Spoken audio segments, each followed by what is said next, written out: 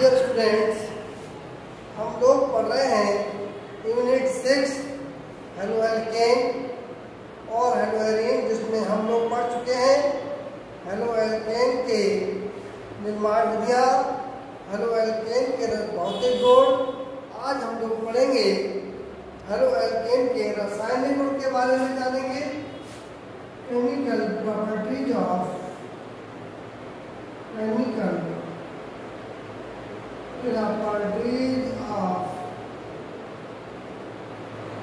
Halo alkanes, यानी कि हम पढ़ेंगे। आज हम लोग पढ़ेंगे haloalkane, haloalkane, haloalkane के, हेलो एल्केन्स के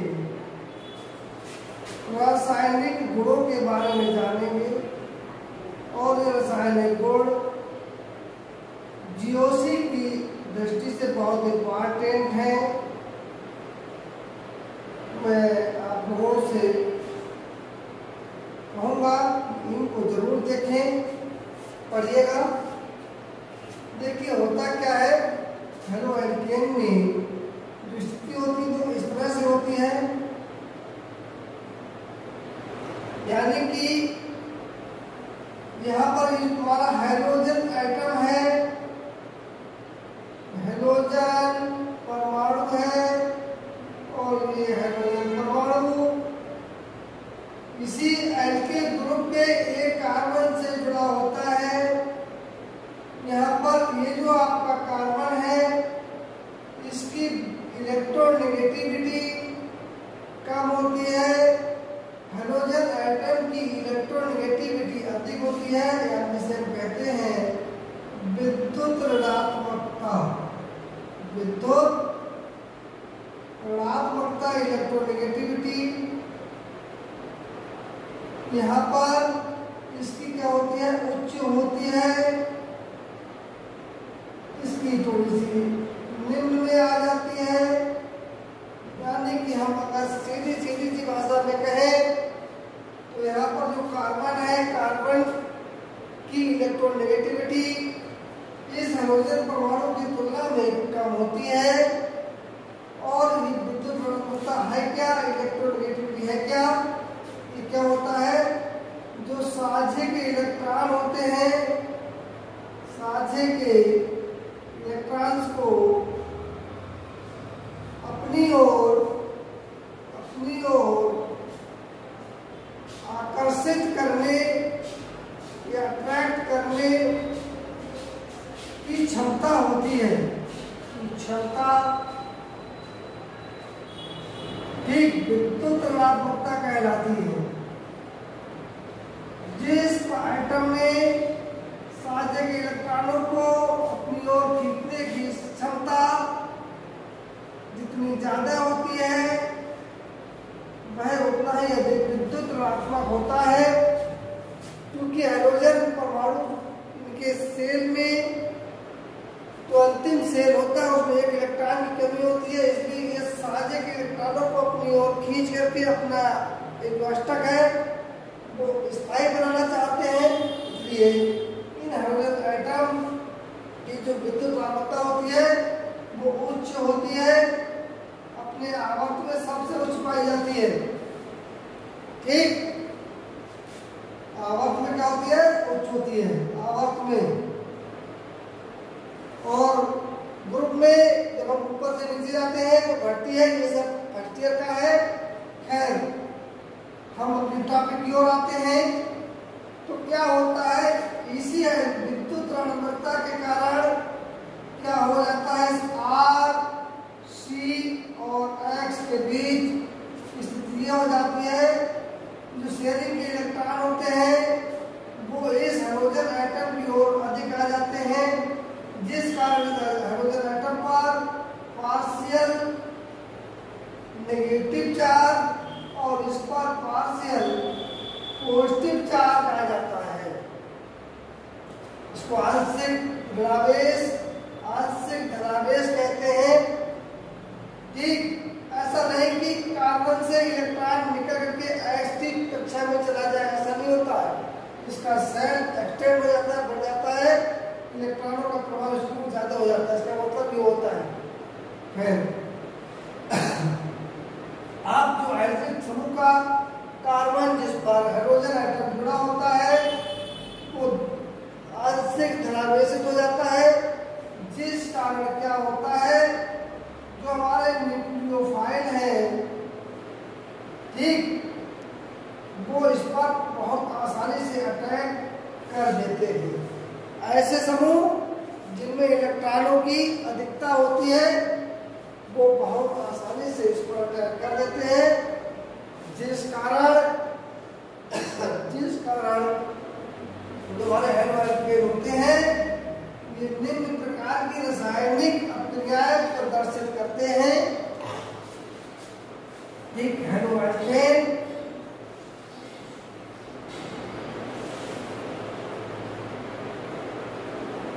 निम्नलिखित प्रकार की या निम्न प्रकार की रासायनिक अभिक्रियाएं प्रदर्शित करते हैं। अभिक्रियाएं प्रदर्शित करते हैं तो कौन कौन सी हैं? नंबर 1 पहला है नाभिक स्नेही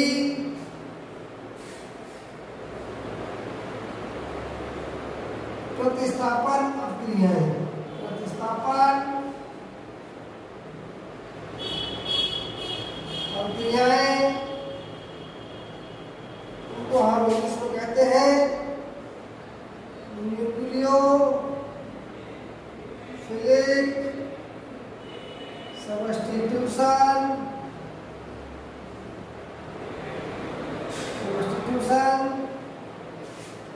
रिएक्शंस।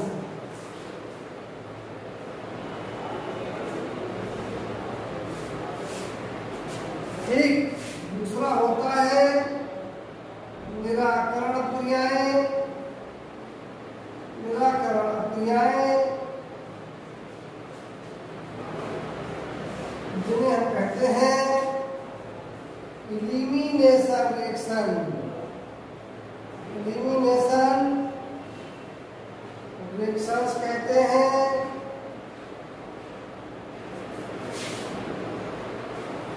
ठीक, अगला होता है तीसरा अपचयन अभिक्रियाएं।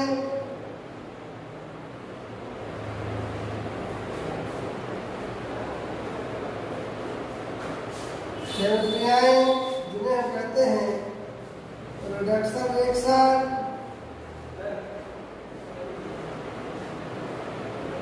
होती है। चौथा प्रकार है हमारे पास जो है वो है पुनर्विन्यास।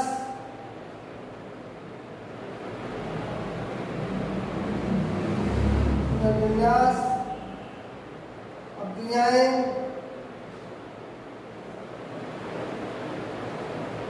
जिनको हम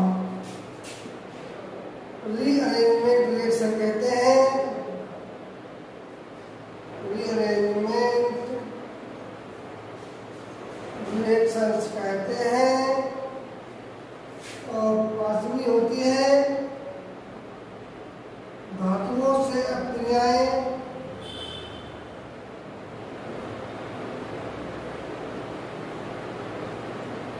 अभिक्रियाएं यानी कि reaction with metal reactions, reaction with metals.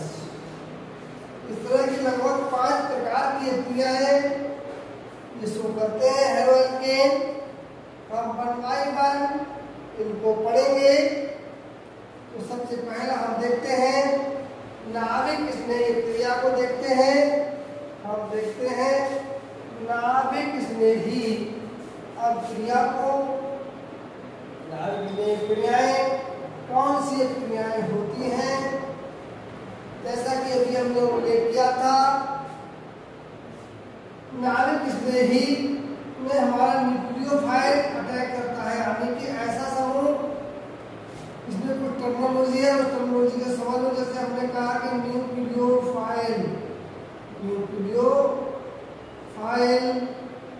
Nucleophile क्या होता है?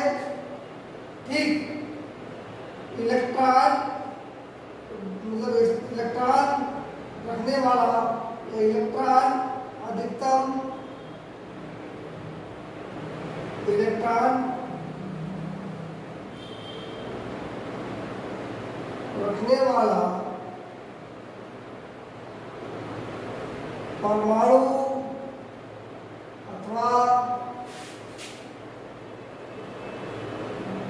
परमाणुओं का समूह, परमाणुओं का समूह, इलेक्ट्रॉन रखने वाला अथवा इलेक्ट्रॉन अथवा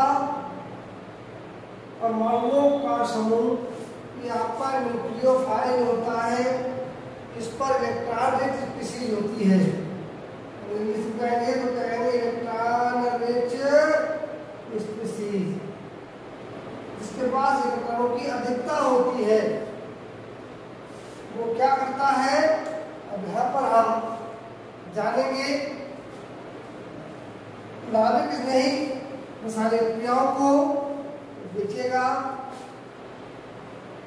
हमने आपको इसमें टेक्नोलॉजी समझा दी। इसी तरह से बहुत सारी टेक्नोलॉजी है जिसको आपको समझना होगा, और आगे की जो हमारी जितनी भी कंपटीशन होती हैं उन कंपटीशनों में क्वेश्चन यहीं से आते हैं।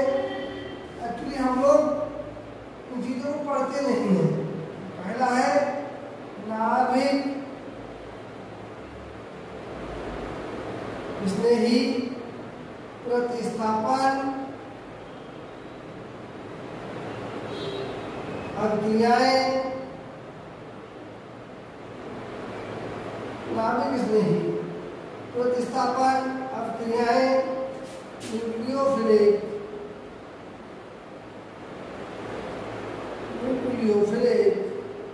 सब्स्टिट्यूशन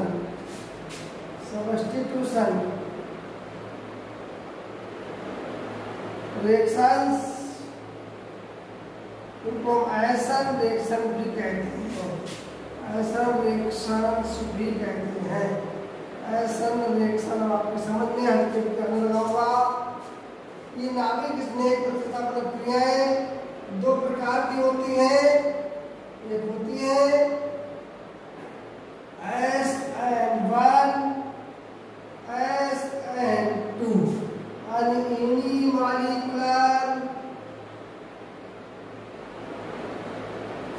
न्यूक्लियोफिलिक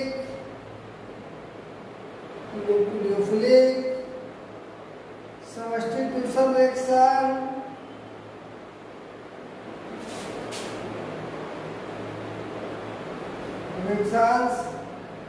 यानी कि SN1 वो हो गया है। इसको हम बोलेंगे एकाणु। ये है हमारा SN2 बाइमॉलिक्यूलर न्यूक्लियोफिलिक सब्स्टिट्यूशन रिएक्शन,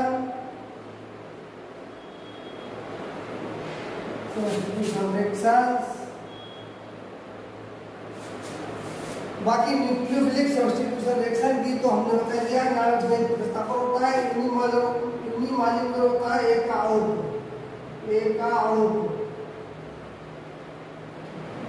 ये होता है दो अणु प्रतिस्थापन क्रिया है। इसका दो अणु नाभिक स्नेही प्रतिस्थापन क्रियाएं। ठीक, अब देखिएगा क्रिया दो प्रकार की होती है। यहाँ पर जो तुम्हारे प्राइमरी हेलोएल्केन होते हैं, वो SN2 रिएक्शन दर्शाते हैं, SN2 रिएक्शंस देते हैं। आपके सेकेंडरी हेलोएल्केन्स SN1 तथा SN2 दोनों रिएक्शन रिप्रेजेंट करते हैं, दोनों रिएक्शन दिखाते हैं। आपके जो टर्सरी एल्किल होते हैं, एल्केन होते हैं,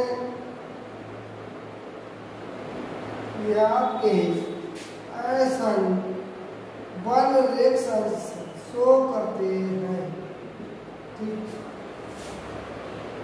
तो हमने आज यहाँ तक पढ़ाया है। कल हम उसके आगे आपको बताएंगे कि SN1 SN2 रिएक्शन की स्थिति क्या होती है। अब देख लीजिएगा, अगर हमारे पास क्या हो, एल्किल ग्रुप सेम होते हैं, एल्किल समूह समान होते हैं, तो हेलो एल्केनों की क्रियाशीलता क्या होती है, तो हेलो एल्केन्स की क्रियाशीलता का क्रम क्या होता है उसके बारे में जानेंगे। क्रम होता है RI, ठीक, उससे कम होता है RBr, उससे कम होता है RCl, और उस सबसे कम होता है RN।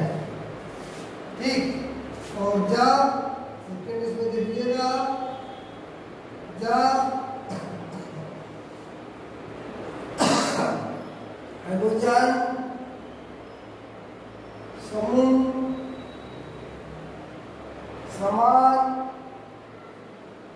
होता है, तो हेलो एल्केन्स की क्रियाशीलता का क्रम, हेलो एल्केन्स की क्रियाशीलता का क्रम क्या होता है, RCr,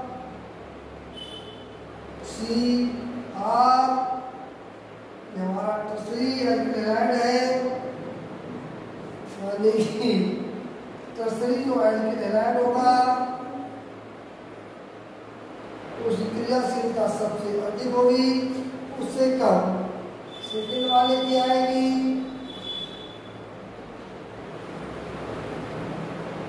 यानी ये सेकेंडरी एल्किल हो गया।